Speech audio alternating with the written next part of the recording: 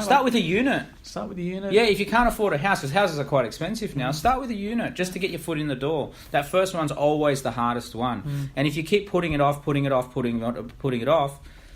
you're basically going to be... What are you going to be saving at the end of the day? You know what I mean? You want to get into the market so that your asset can start growing. Or even better, if you can start adding value to that asset to create and manufacture equity, then you can start moving on to your second property. But what's happening is people are holding off. But by the time they hold off and then get into the market, then they've got to wait all of that time for that asset to grow again or to add value to that asset and then go to their second one. So, you're right. Time in the market is crucial, and it's that first one that's the hardest. And then once you're rolling, you're there.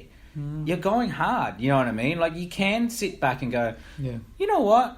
I am going to wait it out because I've got 1 or 2 properties under my belt. I am in the market. I've bought a solid asset, and I'm going to wait till the storm's over. Yeah, because you are in the market. But if you're not in the market and you're waiting, I just think that's a big mistake. And when you say that, that's a good point that you raise. I'm going to wait it out. If you've got the 1 or 2 under your belt, while there's a storm approaching or we're in the middle of it or whatnot, that's a great way of thinking, because it's also going, okay, look, you know what? I wouldn't be able to service a third property or a second or third property right now, or whatever number it may be. I'm just going to play it safe, but I've got that asset there, and that asset will grow. And I mean, it's like anything, isn't it? You're in the market. You're in the market. I know heaps of investors who... I'm even doing it. Like, I've got obviously a lot on my plate with all my businesses and, development sites and, properties as it is, because I've got quite a big portfolio. But I'm even sitting back and going, you know what? Interest rates are going to go up. So I've got to allow for that sort of buffer in case, I need that money to help me out. If I wanted to, I could get into the market again, right? I could, buy another property and, make money and all of that sort of stuff. But, there's a point where you go, do I leverage myself too much? But there's a difference between me and the person that hasn't bought anything. I've got a hell of a lot of properties. I've got a lot of stuff going on.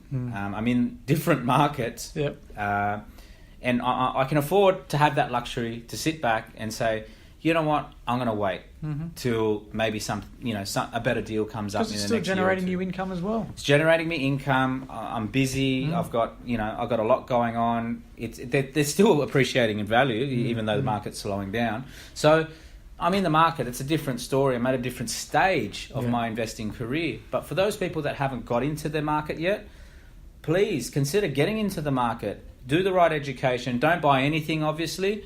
You could have bought anything probably 3-4 years ago and made some money. Now you can't. We're at a critical point where asset selection is key. Yeah, I agree. Well, that'll probably wrap us up on a good note. Let's keep that in mind, guys. Rewind, the last 15 to 30 to 45 seconds and listen to that again, because that's a very important part in regards to where we're at in the market right now and whatnot. But again, moving forward, we all think here at Luxland that you should be investing and you should be doing it now. Get into the market as soon as you can. Do not wait, because the market will not wait for you. Subscribe. Tell your friends to subscribe. Hit us up on the email info@luxland.com.au if you have any questions, queries, or would like for us to talk about a certain thing on our podcast. And we'll speak to you guys next episode.